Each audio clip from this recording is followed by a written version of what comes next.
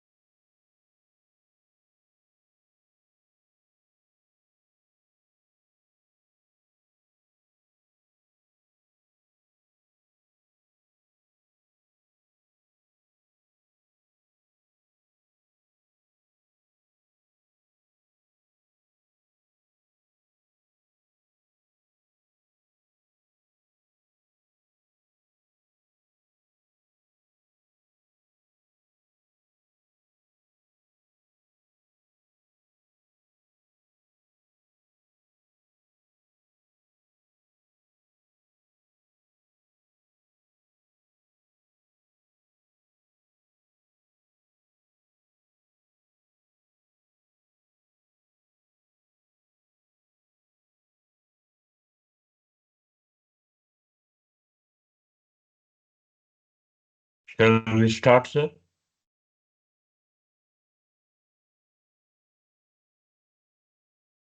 Yeah, just give me a moment. I'm setting things up. Yeah.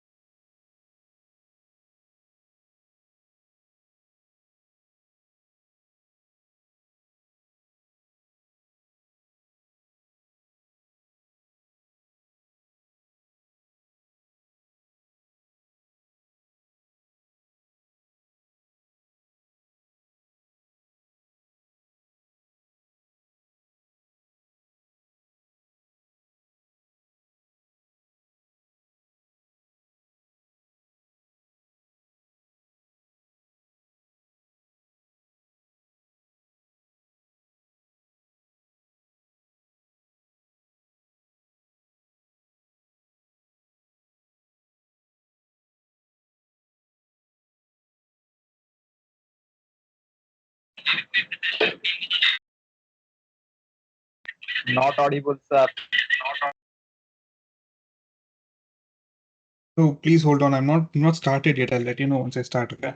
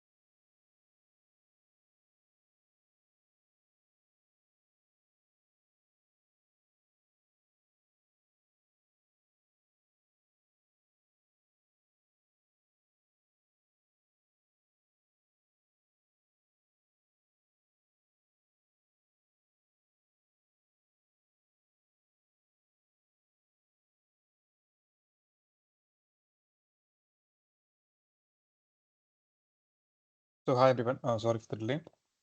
Let's just get straight into it. I think there's nobody who is new here. I think it's all. Is anybody new here for these sessions? Shivankar, are you new or you've already been here? If nobody is new, then we can just get into the session. Right? I think in the chat,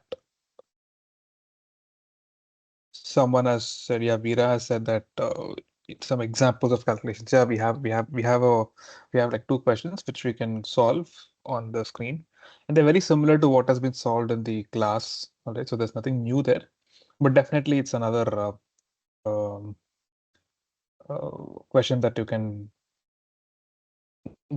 look at for your exams, right? Um, yeah, just give me a moment. Mm, Right. So this week it was about risk, right? So far we have done a few things, and I think last week we left off when we were speaking about how defense mechanisms are implemented, right, on a computer network. So we were going a bit technical. So we are now we'll just pull back a little. We'll talk about risk and solve some questions about risk, and see if we have time, we can go into some practical hands-on. Okay. Mm, just a moment.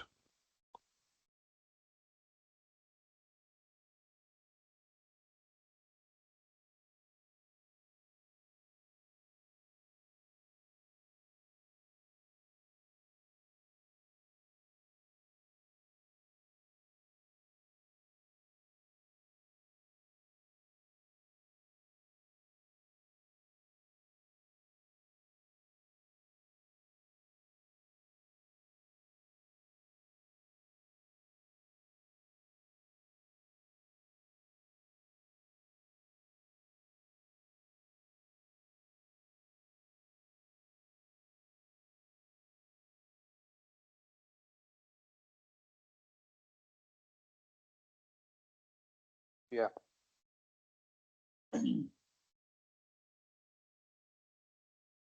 So I'll shift to my writing mode so that we can discuss. We'll slightly go over what was done in this week's class, and then we'll go to the questions.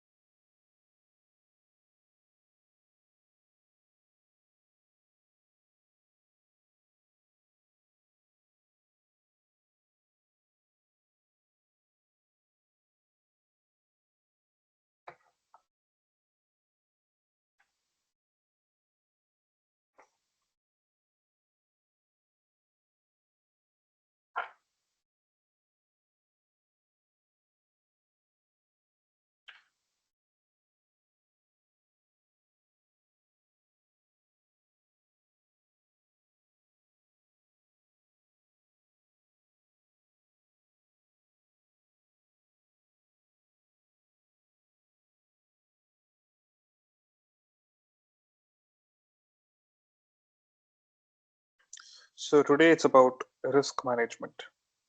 Right?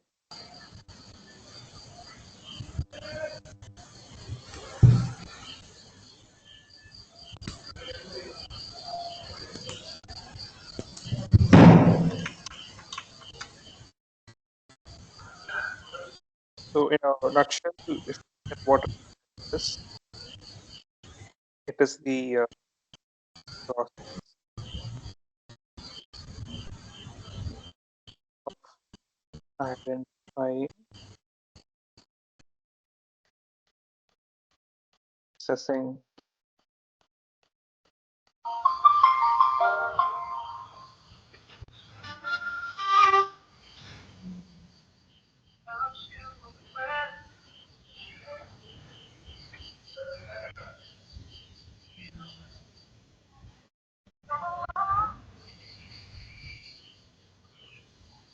Adel, മറ്റൊരു link കിട്ടാൻ തോന്നുന്നു പെട്ടെന്ന് കയറി join ചെയ്യാൻ കാൻവന്റെ ആണ് I listen to your songs as hello well.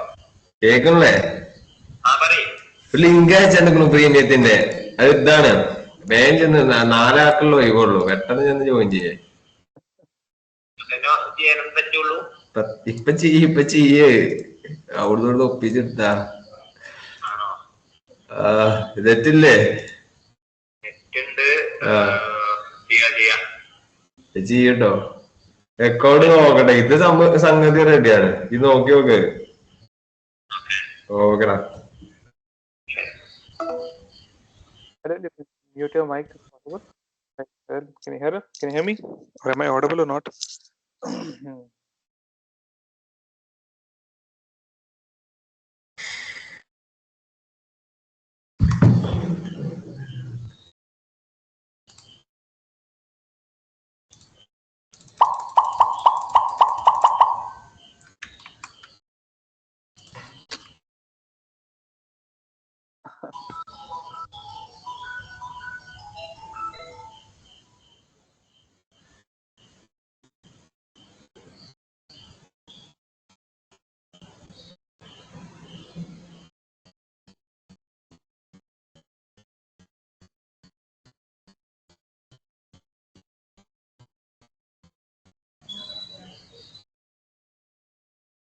Okay, I've muted him.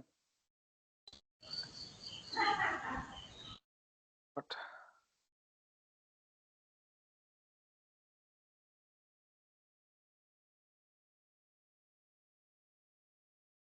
yeah, you're right. See, when you say control,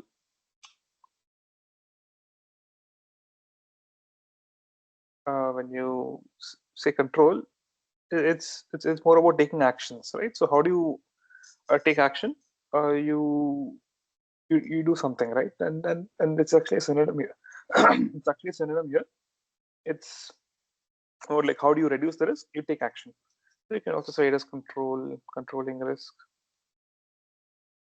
So this is directly from the slides, and that's what I'm telling you. It's pretty much is one of the same. Okay. All right. So this is about risk management, and then you would have understood what attack surface means, but I'll also tell you what attack surface is. Right. So I'm just going over some terms which may be new. Okay. I'll explain what attack surface is through an example. Okay. Now let us take a computer router.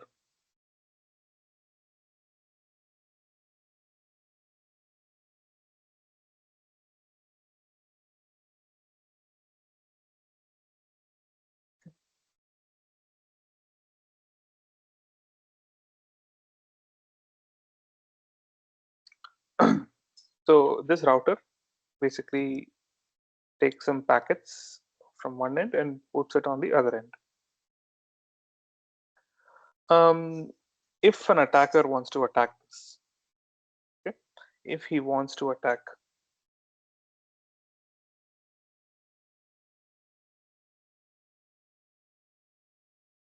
then what does he do? He will try to confuse the router, giving some inputs. He gives malicious inputs. Okay.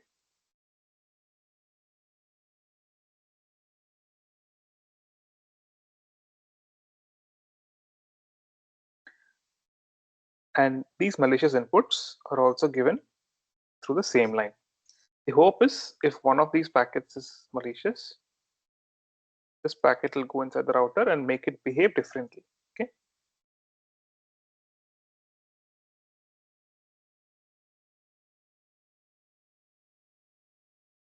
And wrongly. Now, if you look at the attack surface of this particular router, I'm just drawing a physical boundary here. Okay. It is not physical in nature. This router is only vulnerable by this much. If the packet reaches this area of the router, then the router is compromised. I'm just giving you a very uh, high level example. Okay, this is not how it is in real life. I'm saying that this is the attack surface of the router. That's all it is. Now, Sir, router it hmm, is within networks, no sir? Network yeah, level, correct. right? Level. Just an Network to example. network. Yeah, yeah, yeah. Okay, sir. So,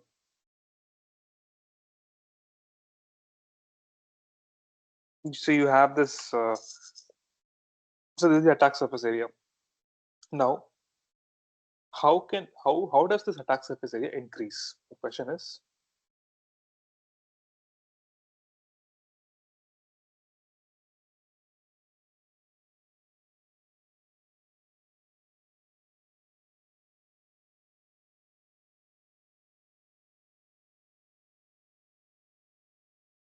how does it increase? Imagine if the manufacturer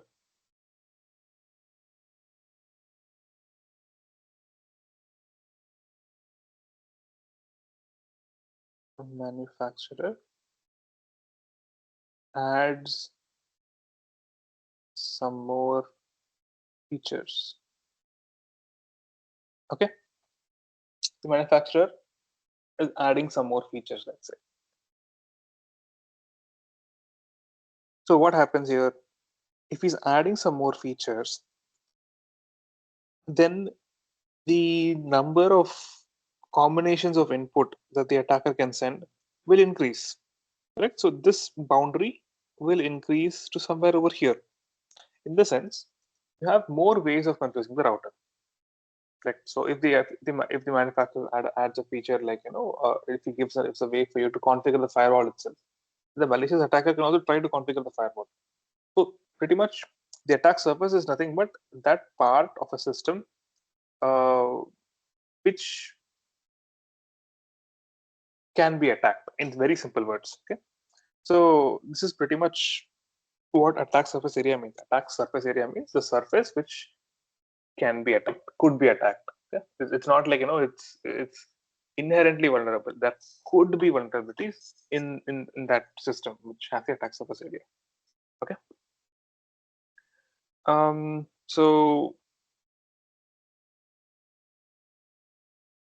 other than that, there are three different types of risk management.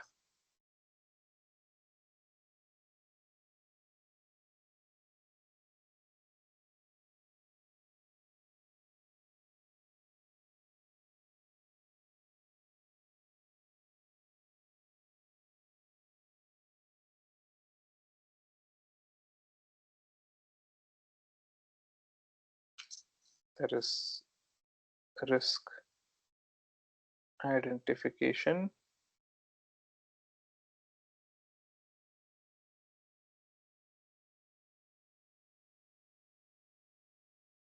risk assessment,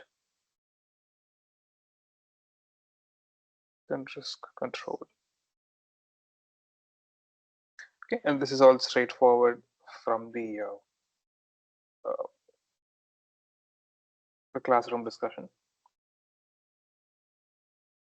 Okay, and then what else is important that was taught? Just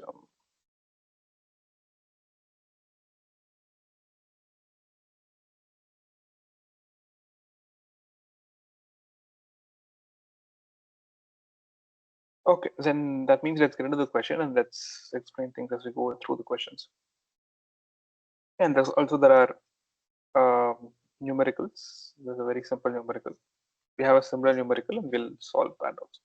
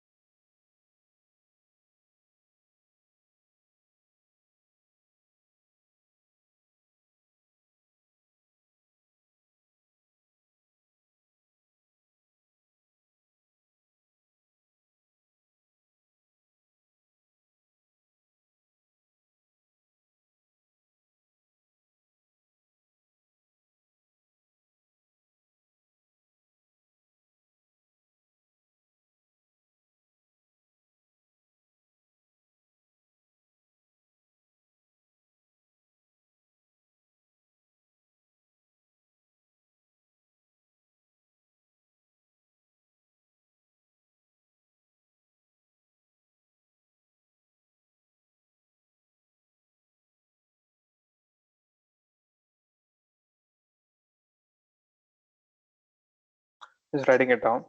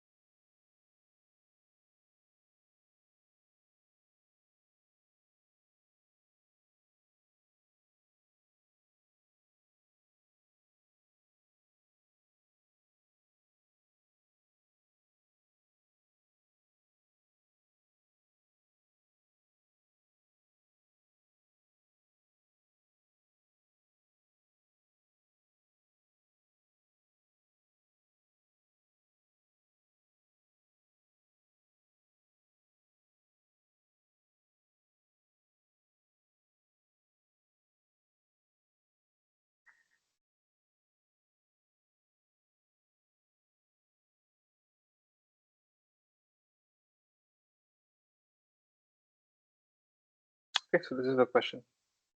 You need to match these definitions with what they define. Okay, the first is residual risk. Second is risk appetite. And these words are pretty self-explanatory, but we'll second 1A, 2B, sir.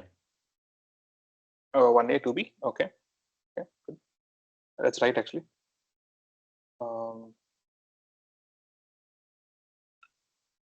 So yeah, so residual risk. So he's saying that yeah, I think the audio is right. So it's fine. It's fine. The audio is fine. I was just writing. I was not talking anything.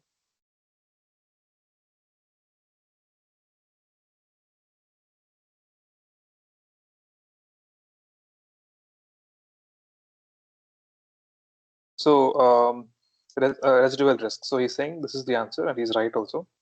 So Veera basically said this answer. So residual risk. So the answer is the risk to information assets that remains even after current controls have been applied. Basically, residual. What is the meaning of residual? Residual means whatever is left out. That's the residue.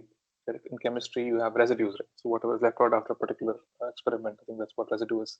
So here also, after you apply all of the controls, take all the actions to minimize and mitigate that risk, right? You still have certain areas that are left out, meaning you can't completely plug the system. All you can do is reduce the attack surface area as much as possible.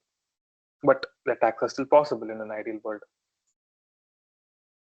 right? So residual risk is the risk to information assets that remain. Keyword here is that remain even after current controls or current actions have been applied. And of course, once you know one, you can always match the other one. But let's look at risk appetite. So the quality, the quantity and nature of risk that organizations are willing to accept as they evaluate the trade-offs between perfect security and unlimited accessibility. So this is pretty much echoing the concerns that some of the students raised in the previous classes. So they say perfect security and unlimited accessibility. This is accessibility. Yeah? This is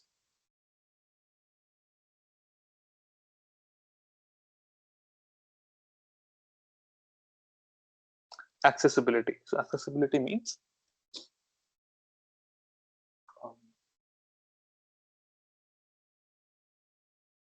How can accessibility be unlimited?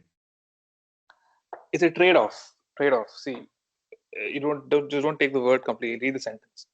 So are willing to accept as they evaluate the trade-off.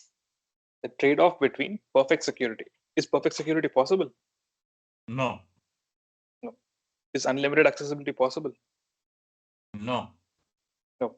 So they look at a trade-off between both of it and come to a middle point, or a point that is, let's say, security is on this side, accessibility on this side. You can't go completely here, then accessibility will be pretty much very difficult. You can't go this much here, then security will be pretty much null. So you have to come somewhere here, somewhere in between here or here or here or here.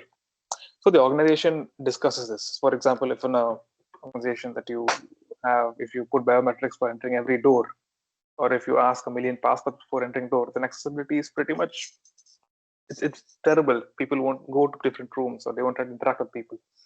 So that brings down productivity as well because accessibility goes down. But security is pretty much guaranteed, right? So you can't leak anything, check people's phones or whatever it is every time they come out. Then it takes time for them to come out of the organization, that you can leak any information. So all these things are part of accessibility. But security is pretty much guaranteed. So the organization puts this bar somewhere between security and accessibility, somewhere over here, let's say. So if they put the bar over here, okay, and if they put the bar somewhere over here, is the risk appetite more here or is the risk appetite more over here? Point A, point B. Okay, not A, B, it's a 1, 2. Where is the risk appetite? The risk appetite is more here or the risk appetite is more here?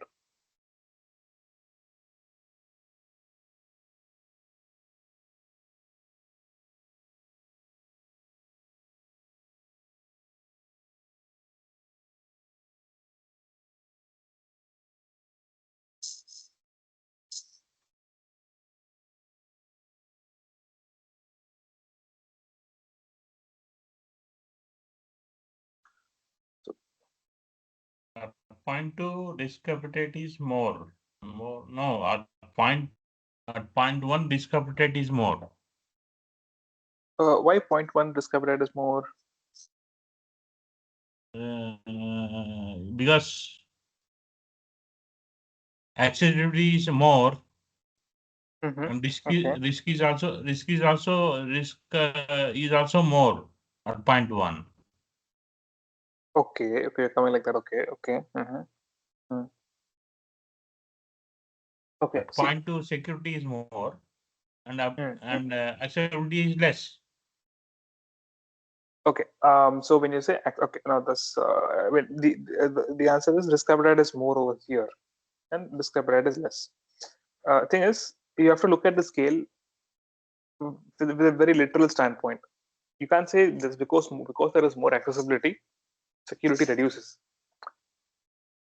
Okay, I mean not in that sense. So in the sense that here I am increasing security, so therefore my risk reduces. Here I am decreasing security, therefore my risk increases. As simple as that. Nothing more to do with that. Okay. So risk appetite is more in point 1 than in point 2. So coming back to it, you got that? The quantity and quality, the quantity and nature of risk that the organization is willing to accept. So they need to make a decision. How much risk can I handle? How much risk do I want to handle? Depending upon that, they will put uh, the appropriate kind of biometrics or security measures. So some companies will have a million measures, like defense organizations, they'll have a million security measures because the risk appetite is very less. Because the secret data are very, very important for national security.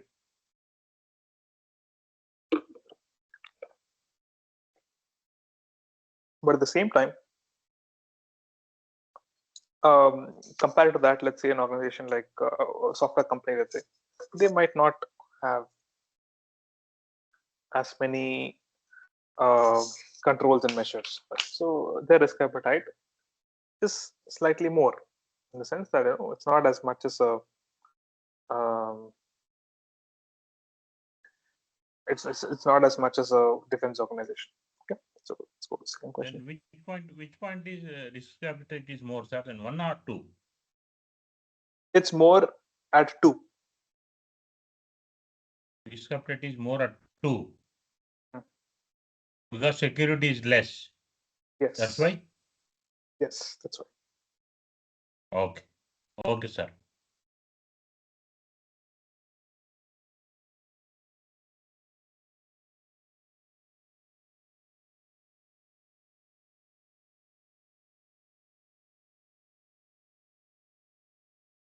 That's true.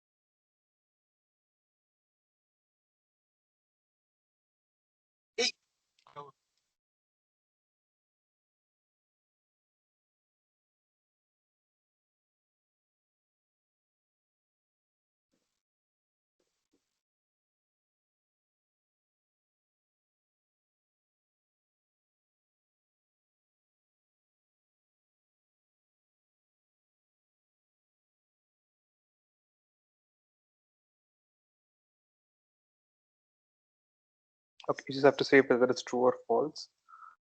So the information technology community must assist in risk management. Okay, they're saying they must assist in risk management by configuring and operating information systems in a secure fashion.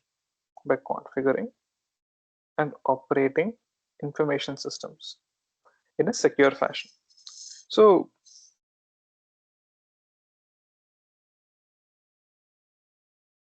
to manage the risk associated with a particular system, the system can be a network, the system can be an organization, the system can be an operating system also.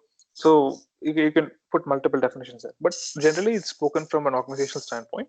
So in order to manage the risk, the IT community is nothing but a technology oriented community, who knows how to configure the firewall, who knows how to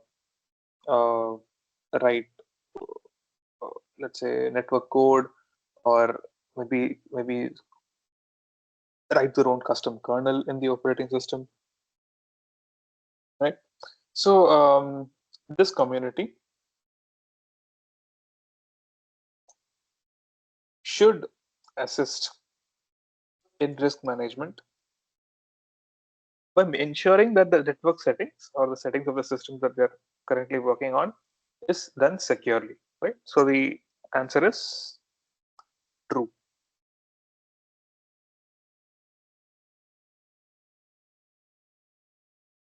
Sir, is Yeah. it community or organization, sir?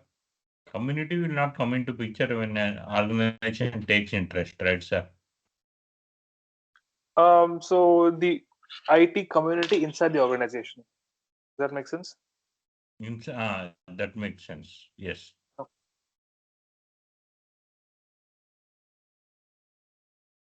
Okay.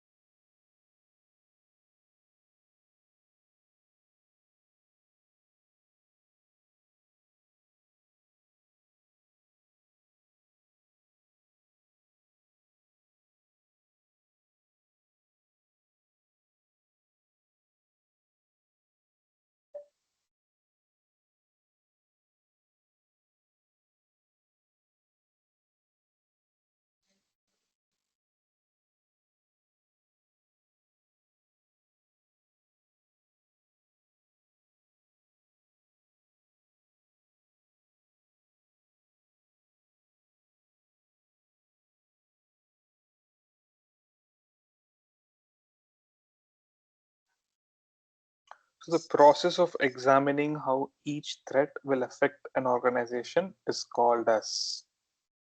So the thing is how each threat, this is the keyword.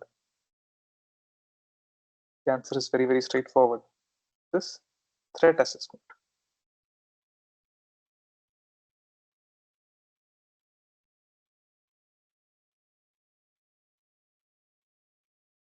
Very straightforward question.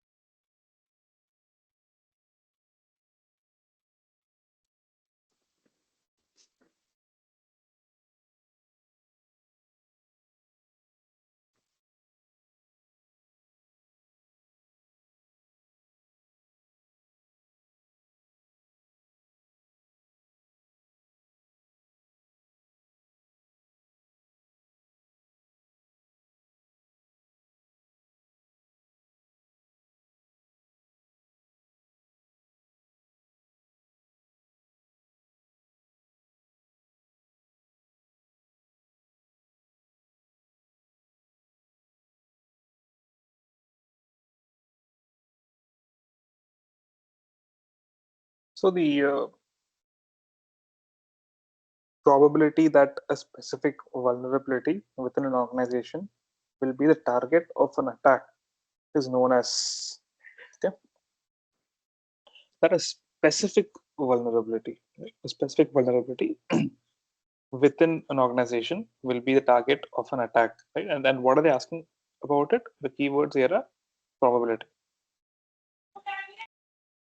So the chances that a specific problem can be exploited and be used as a means for an attack, correct?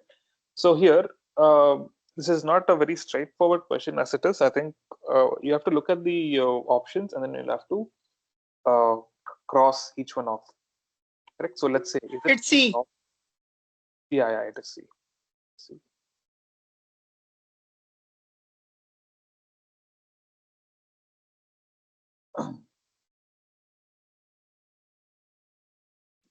So, so yeah, so we basically have to cross off this. So loss magnitude does not make any sense because it's basically the measure of the loss that has happened because of an attack. So no, not for this. So manageability, no, it doesn't make any sense here, right? So it it doesn't. You mean manageability is whether something can be managed, but here they're asking the probability that a specific vulnerability will be the target of an attack. So that's also not, doesn't make sense. It doesn't fit into the context of this question. So sometimes for some questions you'll have to answer it like this because without these things, without the options, you might not be able to know which answer this is because it's that kind of a question. And C, likelihood. The meaning of likelihood is probability, the chances of something happening. So this is the correct answer, like what I think Shobhat just said. I'm not sure who said it. Okay. And then D, which is practicability. Sorry, practicability. So this is also not fitting into the context. So the answer is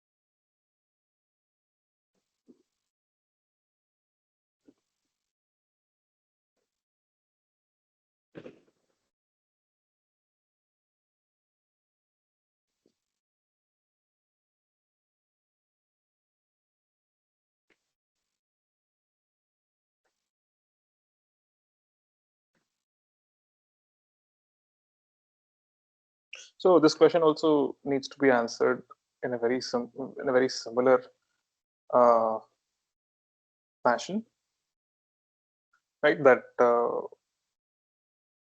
we answered it in the previous one. So dash is the formal assessment and presentation of the economic expenditures. Yeah?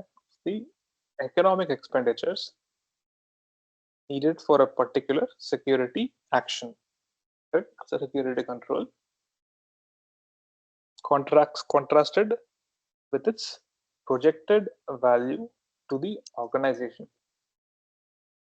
So if you look at the sentence that we just read out, so it is the assessment, the formal assessment, meaning the formal, you're sitting down and you're assessing, you're deciding, okay, you're contrasting the expenditures needed for the security measures of an organization, correct? And how much these expenditures are going to bring value to the organization. What benefits is it going to bring? So if you're spending 10,000 rupees, just an example of rupees 10,000 versus rupees 1 lakh, and this you're spending both on security. And this is going to give a benefit of, let's say, 5, and this is going to give a benefit of, let's say, 80. So the cost to benefit, right, is more in this case. So the benefit you're getting is 80. I'm just giving you some numerical values to it. It's not how it's exactly done, but you basically try to quantify the benefit that you get from spending some money in an organization. We already spoke about how organizations have a budget and they'll have to allocate budgets for certain operations in the organization. When it comes to security also, they do have an analysis. So what is the name of this analysis? It's a bit straightforward only, but yeah, is it feasibility analysis? No, it's not. I don't. It's not like, you're checking whether it's possible or not. Feasibility means whether it's possible or not. So this is not what we're trying to do. Is it risk benefit analysis? No, I'm not looking at the benefits of any risk here. Correct? I'm actually not. So risks, I don't get any benefits from risk. So that's out of the question. Is it the economic impact analysis? So there is no impact here. Right? So there's pretty much nothing, no attack has happened, and nothing has impacted anywhere. So you don't have any impact as it is. It's not a post attack analysis. It's a pre-attack analysis. Okay, and so now what's left out is cost benefit analysis. So you're spending some cost, you're putting in some cost, and what is the benefit you're getting out of it, and the analysis associated with that. That's all. This is called the cost benefit analysis. The answer is B.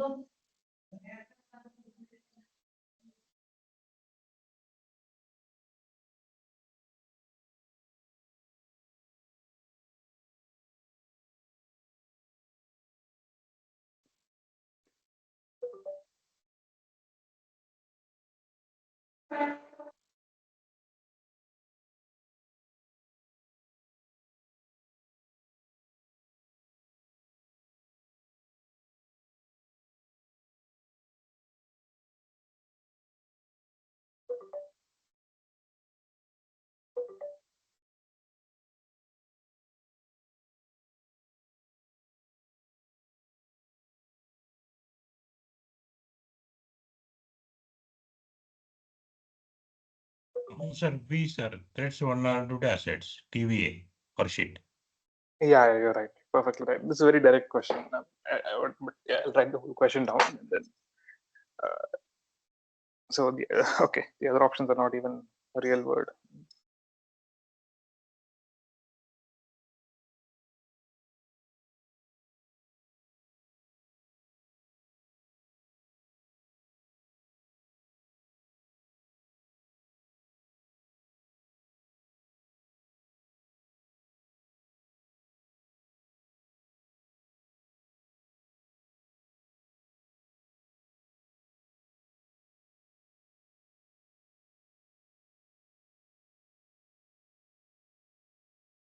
So this is the question. I'll give you a few seconds to read through it. So the document that compares the relative importance of assets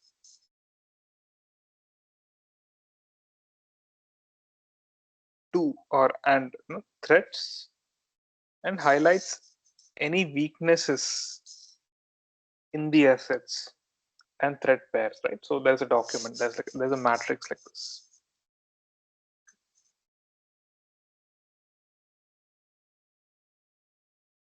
And this is a very direct question from the video. So if you haven't understood this, you can always go back to the video and you can take a look at it. So you have many assets: asset 1, asset 2, asset 3. This is just a common sense way of analyzing something. You have many assets, and then you have threats: threat 1, threat 2, threat 3. So some of these threats may apply on some assets, right? So this might apply on this, but not this and this. This may apply on this, not this, and only this. So you kind of make a matrix like this, and then you order it based on its severity, and you get a matrix, right? And this matrix, what it does is, it tends to highlight certain aspects, like which threats are the most severe, because if it's going to hit a lot of assets, then that's one of the most severe, and you'll have to handle that threat. Sorry. So this matrix is basically formed, and of course, before this, you have to identify the vulnerabilities, the correct vulnerabilities also in that system, right?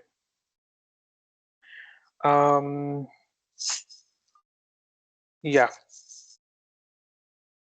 So as Veera was just saying, I think the answer is B. Okay. So the answer is. Sir, in this matrix, how can you understand this vulnerabilities? It is not prioritized. It is not in the sheets about vulnerability. I couldn't hear you. Can you repeat it? I think you got cut in between.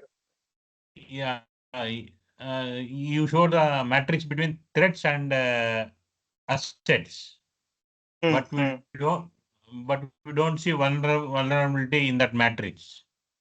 Then how can we say it is TVA worksheet? See, these threats are going to these threats are going to happen based on a vulnerability in the asset. Right? These threats are not going to manifest themselves without a vulnerability. Right. So the vulnerability is inherently assumed here. Assets in the inherently assumed in the assets, you mean to say, sir? Yes, yes, yes, yes. Okay, sir. Or at least information. Okay. Yeah, I see. Yeah. So the threat, and probably I think instead of just a tick here, right, you'll also have the appropriate vulnerabilities also listed down here. It can be further detailed as well in this matrix. So this vulnerability is there, which this threat affects. This vulnerability is there, which this threat affects. Right. So Yes, sir. okay, next is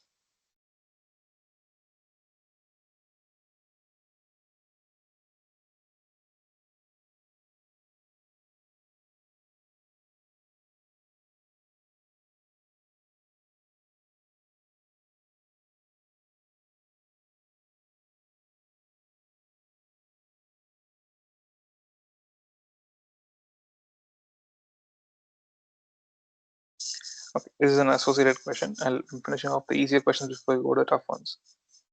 6, 7.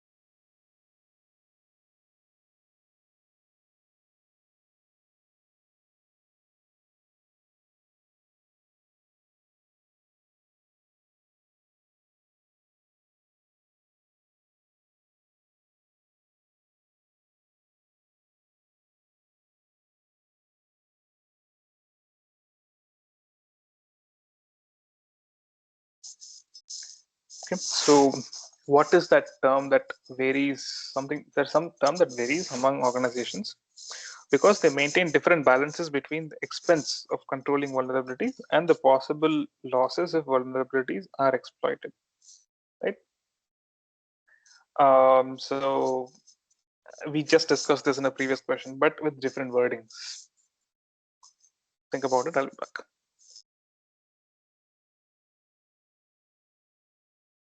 You can put your answers down in the chat.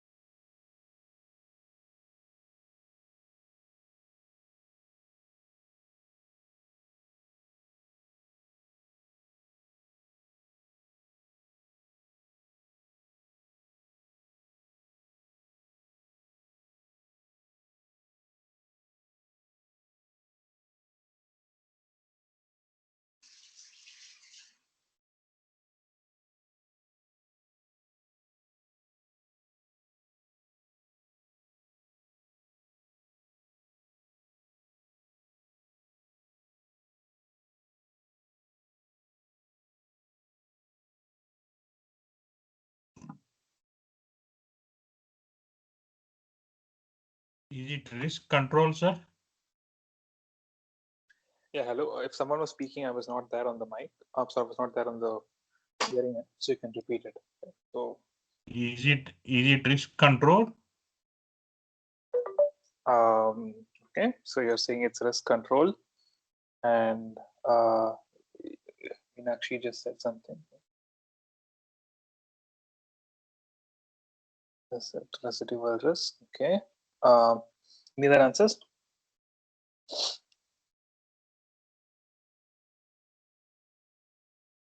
Okay.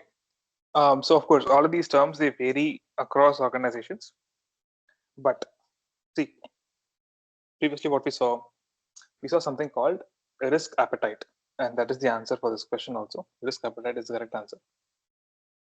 So, so the extent to which an organization is going to be able to handle something going wrong, correct? The amount of risk that they can take. So here they say different balances between the expenses of controlling vulnerabilities, correct? Controlling risk and the possible losses if these vulnerabilities are exploited. So these are just different wordings of the same term that you saw before the previous question. Okay. So in the previous question, I'll show it to you also. Yeah. Risk appetite. The quantity and nature of risk that organizations are willing to accept as they evaluate the trade-off between perfect security and unlimited accessibility. So we discussed this question a bit in detail as well. So it is the same question, but slightly worded differently. You'll have to be able to figure out these nuances here. Okay. So the key here is they maintain different balances between the expenses of controlling vulnerabilities. Okay, of course, this goes into the cost aspect of it, but next comes the possible losses if these vulnerabilities are exploited. So you look at the interplay between these two, correct? The possible losses. So the possible issues that could happen if something goes wrong because of that risk. Okay. And this factor, right? This factor, it varies across different organizations. So that one factor that varies across different organizations is this risk appetite. How much are they willing to accept? How much possible losses are they willing to accept if something goes wrong? So the answer is risk appetite.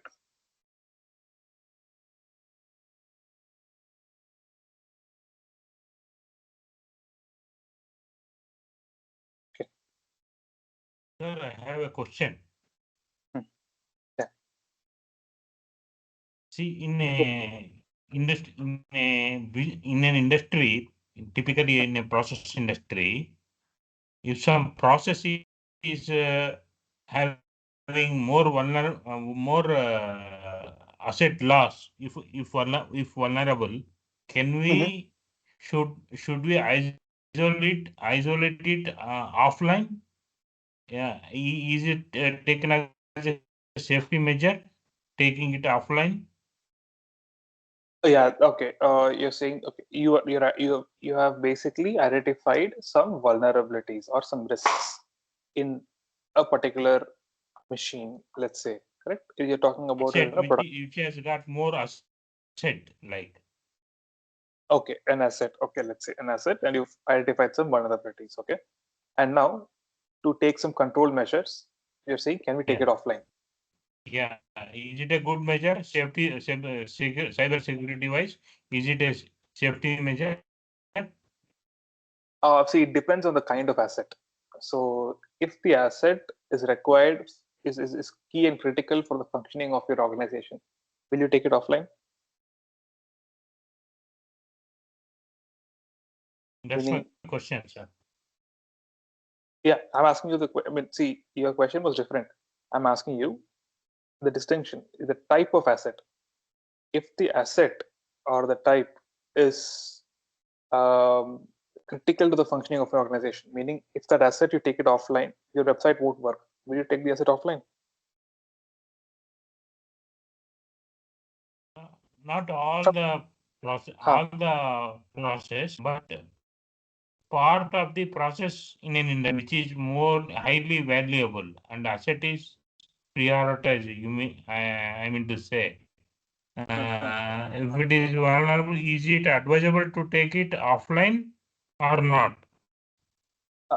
Okay, see, it is definitely advisable to take it offline. That is like the first best, that is the best thing to do. But the question is not that should we do it. The question is, can we do it? Is it possible? Can the industry afford that process? Or do you do some fixes online itself? You have these two options, right? You found something is wrong. You can cut off its supply to it. But can your industry survive that cutoff? Once again, you do a cost benefit analysis here, right?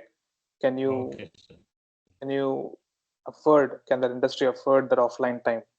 If yes, take it offline, do it. If no, then you can't. If no, then Okay. you have, yes, you'll have to do it online. So that's pretty much what it is. See, in the context of a production assembly line, if you take one robot off in the middle, then the whole pipeline for that day is disrupted, which means production goes down, which means you can't meet the service level agreements to the vendors, let's say. Uh, then that means your industry cannot afford for that machine to go wrong. Maybe that threat might not be, or that vulnerability may not be exploited on that particular day itself. Right? So you can definitely, I think, do some work and try to do it online. If you cannot fix it online, then you have to take it offline. Of course, that the industry has to bear. But yeah, so this is the distinction, right? So this is about can we do it? The question is, can we do it or not? Can the industry afford it or not? Okay, sir. Now let's move on to the numericals. Let's go to the easier one and then go for the tougher one.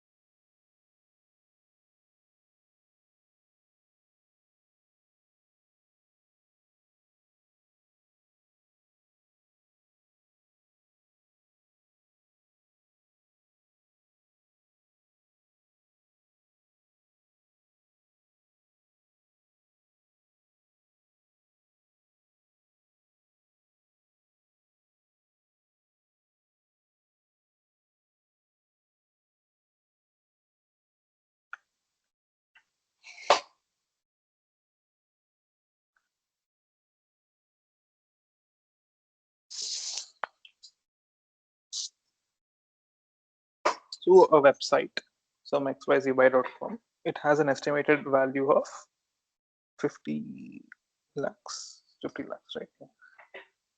50 crores, no, it's 50 lakhs.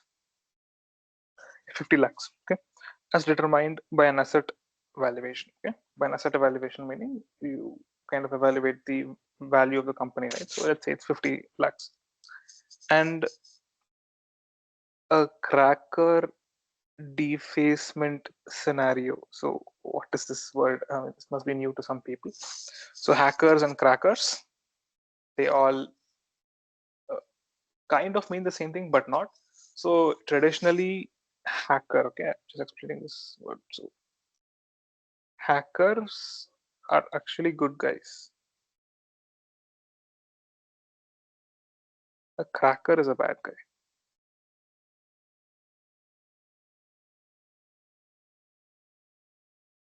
Meaning both of them try to penetrate into systems by unfair means, but the hacker does it so that you can increase the dependence of the system.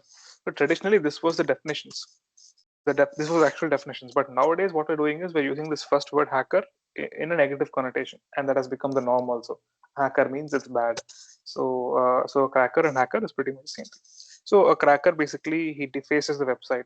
Okay, he defaces means he destroys the website. Let's say. So a scenario where a cracker defaces the website and sabotages or so this scenario, right? So they evaluate such kind of scenarios in the company, and such an evaluation indicates that a deliberate act, this is act of sabotage or vandalism. So sabotage is destroying something. You can say it's destroying something. Vandalism is also something like something illegal that you do. You vandalize something. You go and vandalize a store. You go steal something from the store.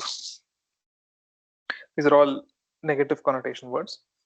Could damage 25% of this company. Okay, it should damage 25% of this company.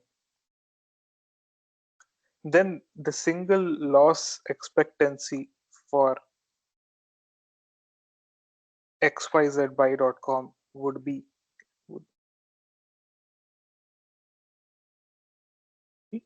so the single loss expectancy. This is what we need to find.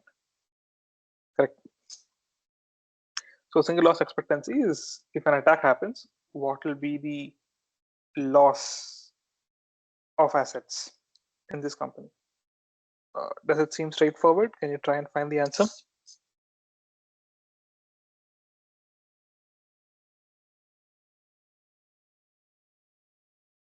12,50,000. Okay, good. You're right. How did you come to that answer? 25% of xyz.com. Right. 25% Exactly. of 50 lakhs is 12,50,000. Exactly. That's it. It's a very straightforward question. Just that if you get through the technical terms, right, you'll be able to understand. And here, of course, the question you only have two numbers. You basically have to multiply these two numbers, correct? So what this exactly means is the company is valued at this much. Okay, it's valued at this much. Now an attack has happened. What is the loss? How much of the assets of the company will be lost? This is what we need to find. Okay? This part of the company is functioning fine, but what is the loss in the company? I mean, just a literal explanation of it. So how do you find out? So they've given that it could damage 25% of xyz.com. In the sense, it could damage the value of xyz.com by 25%. So what is 25% of the value? The asset value is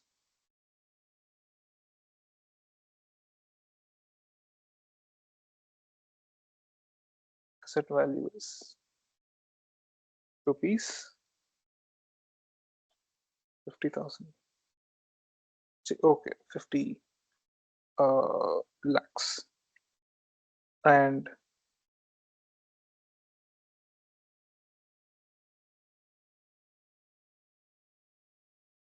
the predicted damage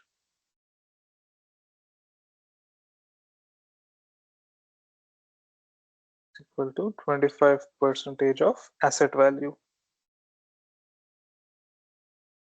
So what is the asset value? You plug this in over here. So what is 25%? 25 by 100 into 50,000. So you cut these zeros, correct? And then now if you calculate, it will come to 12,50,000. Okay.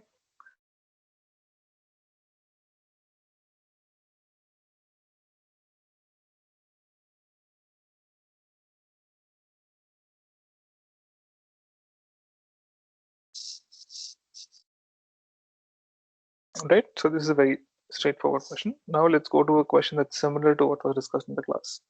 Okay.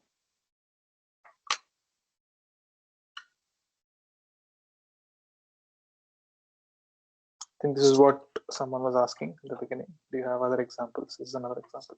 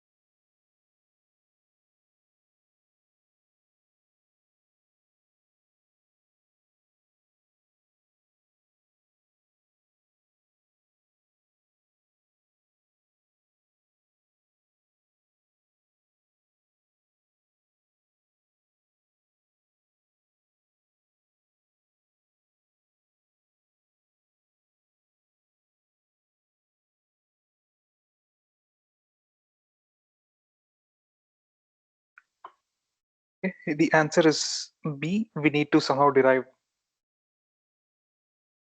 this number from this question. Okay, I'll just leave it here, go through the question.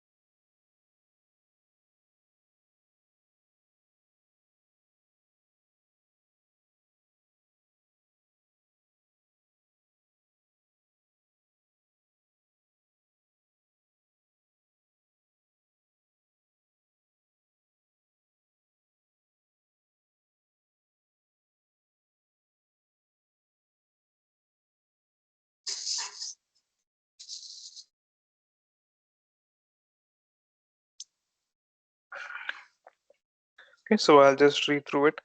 A malware detection software has its own internal personal database. So this is nothing but a database, which is, I think, database everybody knows it. Someone does not know what a database is, raise your hands. I'll explain it. I'll explain that also. Has a database behind a firewall. So some reports, right? Some reports indicate that there is a small 5% chance of a 5% chance of an attack. 5 is huge actually. So it's a 5% chance of an attack. So the information security and the IT department report that if the organization is attacked, what is the chance of the attack? It is 5% chance. If the organization is attacked, the attack has a 15% chance of success. 15% chance of success based on current asset vulnerability and protection mechanisms. Okay. And the assets that they're talking about, right? It is valued at a score of 35. Okay. The asset value is 35 on a scale of 0 to 100. Okay.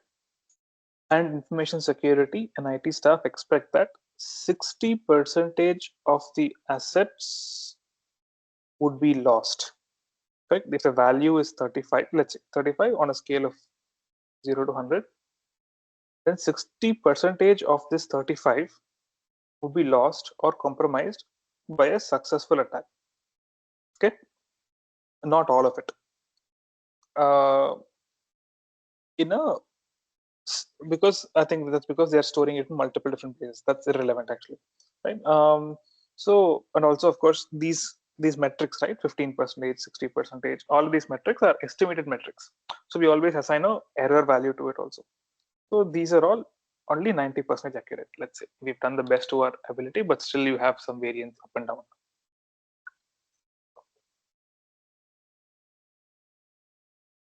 So we need to calculate the risk. Yeah. Basically, we have to understand the inaccuracy, right, sir? In calculation, 10% inaccuracy, right? Yeah, exactly. You're right. So it's 90%. So what he's saying is basically, if it is 90% accurate, then that means it is 10% inaccurate. What is the difference between dictation and defense system? Oh, sorry, this is detection software.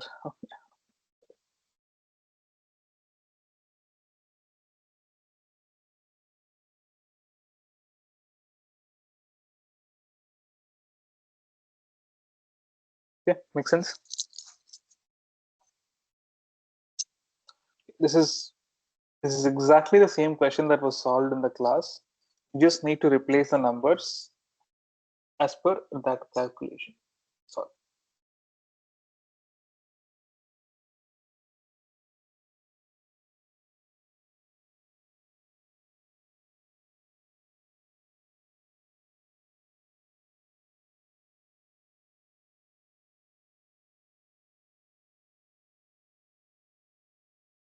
So I'm also solving now. Let me just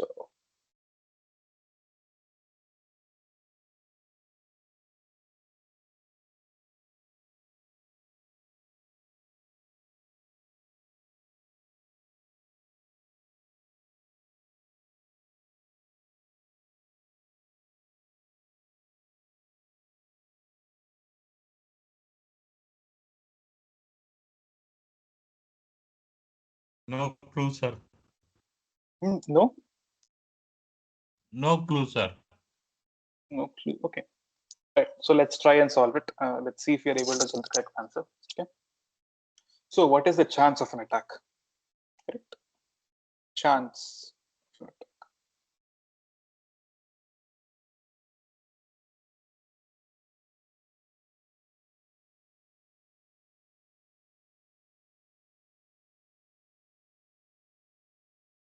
is equal to how much?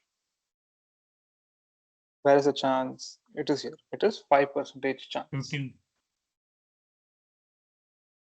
Where is 15? That is chance of success. Yes. Correct. What is the chance of the attack happening? It is a 5% chance.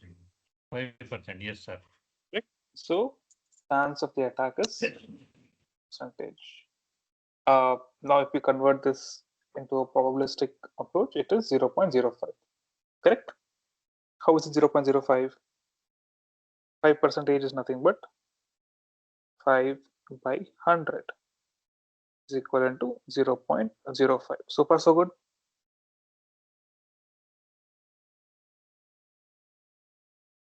Okay.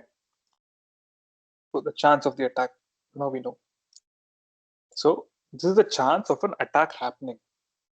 So if an attack happens, not all attacks are successful. Correct? So what is the chance of this attack being successful? So therefore, the That is chance, 15%. That is 15%, right, sir? yes, the chance of the attack Successful attack. being successful. Now, where is it in the question? They say the department basically says that if an attack happens, then 15% chance of success. Correct? So this is 15%, which is equivalent to 15 by 100, which is 0.15. Correct. Okay. So we have gotten these two. So therefore, to actually estimate the chance of an actual successful attack, you need to multiply these two probabilities. This is from I think not conditional probability, it's a chain rule. So basically, the actual chance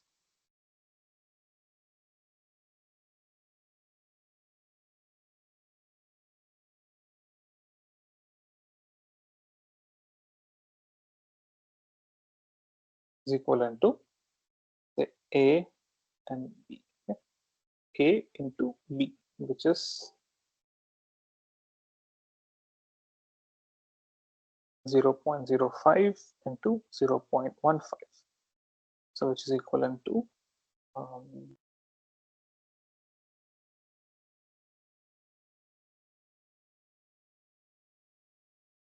0.0075. Okay, so let's keep it aside for now.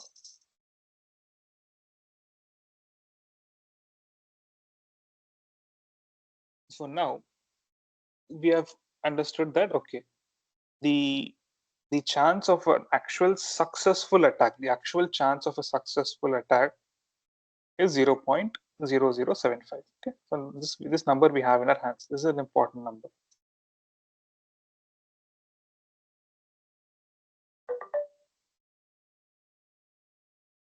Okay.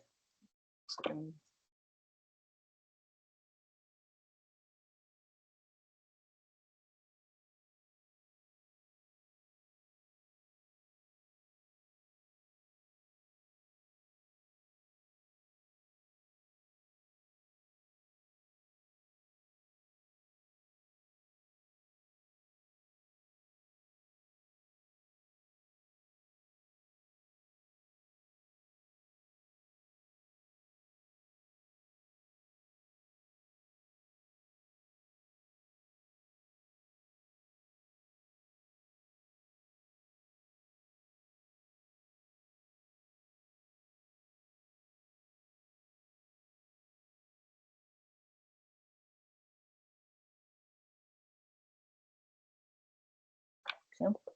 Like that. Yeah. So now let us go and look at the assets. Fine. So the asset is valued. The value of the asset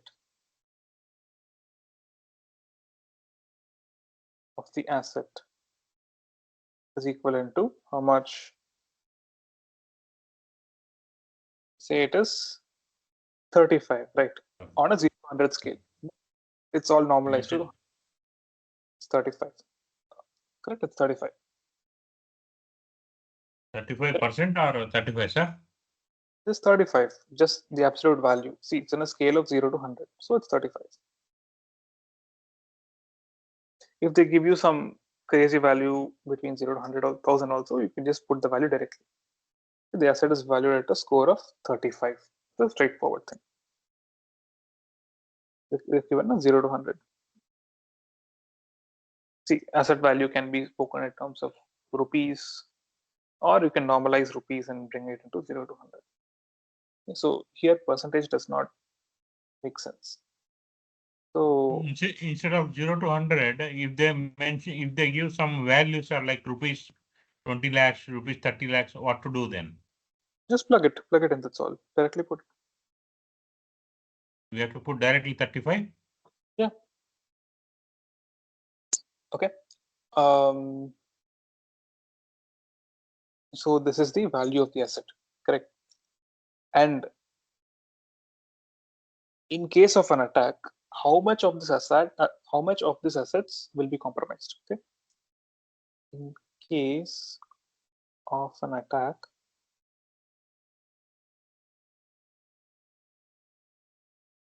how much is compromised? How much is compromised?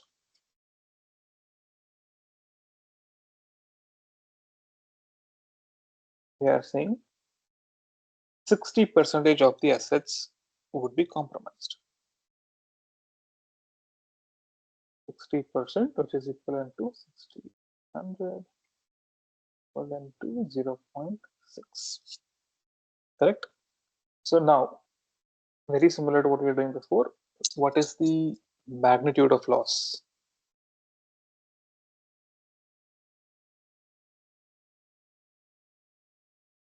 So we multiply C and D to D, which is equivalent to 35 into 0.6, which is how much?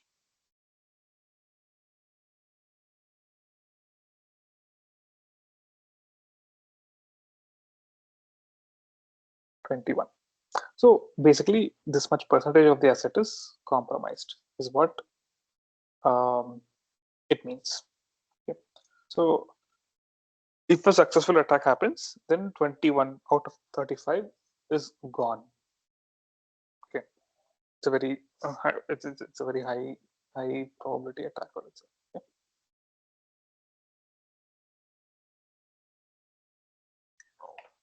Okay, so therefore, now the risk is basically equivalent to,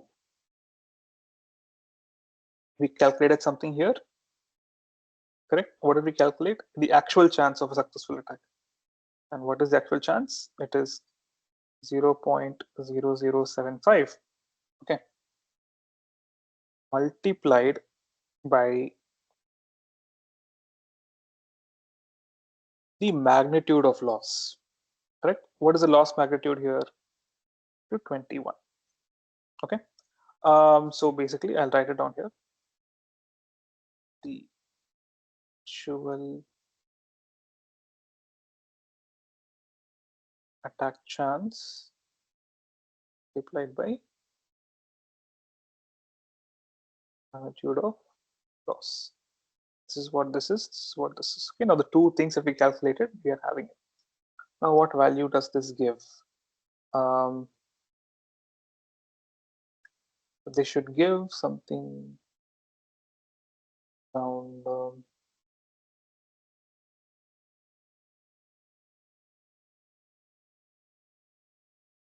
Just a moment.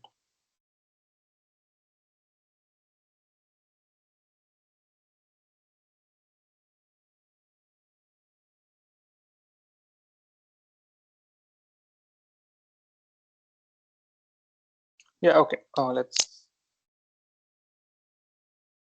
multiply it.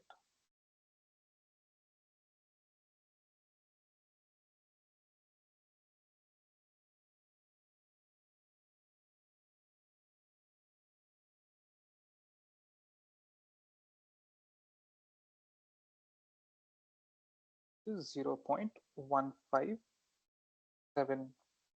So this is everything. But they also say that there is a error of 10%, and we get this 10% from 90%. If 90% accurate, then there is an error of 10% there. So now we have to put this. Add We have to this value. Add uh, 10%. yeah. So basically, you need to add this to the um, sorry, to the value that you've already Arrived value. created. So the uncertainty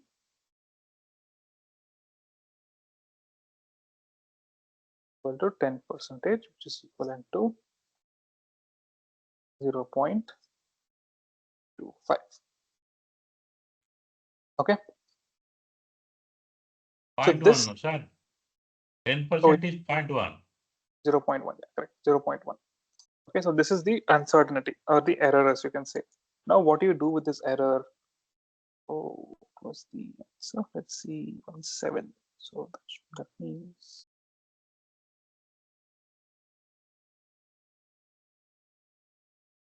we're not supposed to add it directly. Okay, hold on, just 1 second.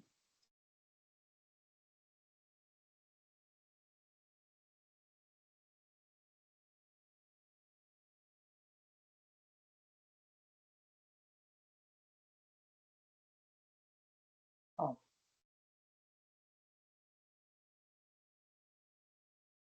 so just a minute.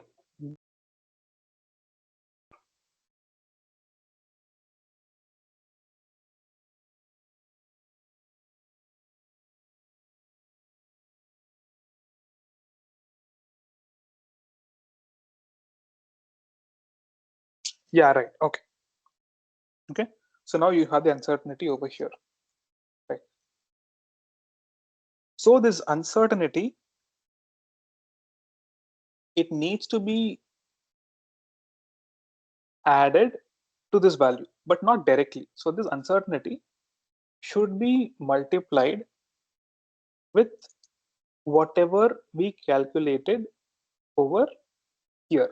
So what did we calculate? This is the magnitude of loss into the actual chance of an attack, or they also call this loss frequency. Right? So we get this term by multiplying this and this. So can you please repeat last frequency, what it is? What it is? Last frequency. Last So frequency. How the you arrived at last frequency? so this is the loss frequency.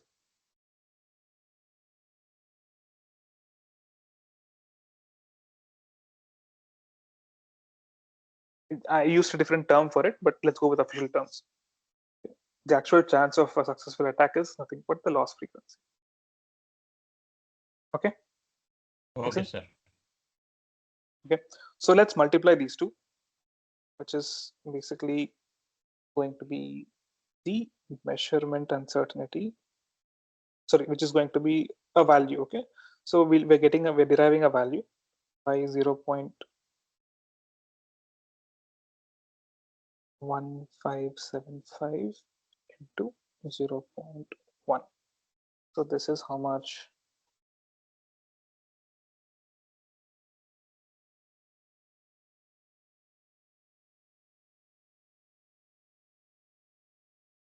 Equal to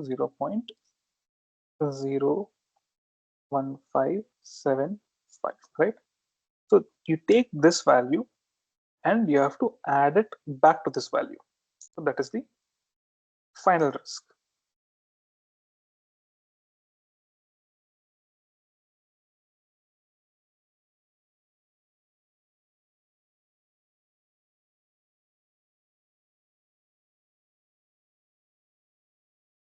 So what do you get here?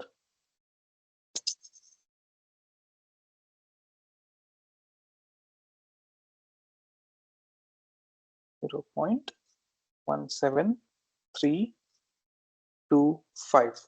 Okay. Now if you round this off, it becomes 0.1733, and that is the answer, 0.1733. Any questions in the last part of it? I think would have been a bit confusing. You could get it.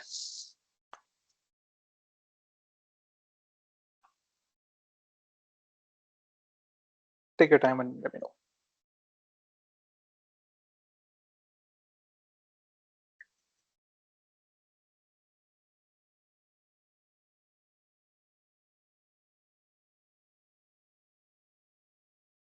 See, first part, what did you do? We calculated the loss frequency. And by loss frequency, it's another term. It's the actual chance of a successful attack that we know. Okay, this is what we have. This is one value, V1. We have V1 is equal to this. Next, what did we do? We calculated the magnitude of the loss, which is V2, correct? Which is nothing but 21. V2 is V2, 21. Next, what we do? We multiplied V1 into V2. So this is basically going to give you a part of the risk, correct? And this is a part of the risk. And this is V3, correct? But the risk that you've calculated has an uncertainty of 0.1. So what you do? You basically multiply the uncertainty into V3. V3 is what is this? This is a risk that you calculated to find the actual risk. Once you multiply, you're going to get a value. And this value, you're going to add to V3 to get the actual risk. And that's pretty much it. Okay. Because the uncertainty could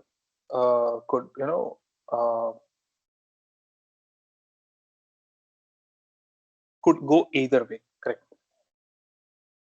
So in terms of risk, you take the worst case scenario, which is why you're adding. Okay.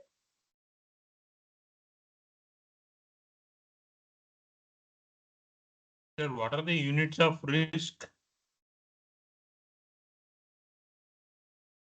I think it's a not sure. I'm not sure about that though. Check it out.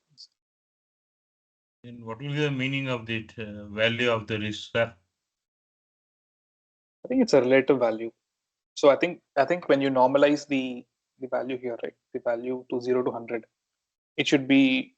So I think they'll always give you the score, I mean the asset value between 0 to 100, and then a risk factor of, let's say, 2.5, or let's say in the example that was said in the class, the risk was 2.5, but in this case your risk is only 0.17. So in this case your risk is less than is less than what was discussed in the class. So it's a relative value. I don't think there is an actual unit for risk. Relative to what, sir? It's a relative unit. It's a relative unit. Relative to asset, you mean to say? It's a relative unit. Relative unit, meaning it's basically a value based on which you perceive risk. That's all. And it's relative. So let's say for one scenario you get 0.1, the other scenario you get 2.5. Then 2.5 is more than 1. Your risk is more. It's as simple as that. That's how it is. At least that's what I understand at this point. If I change my understanding, I'll let you know. Okay, all right. Yeah, and that's it. I'll close the session if you don't have any more questions.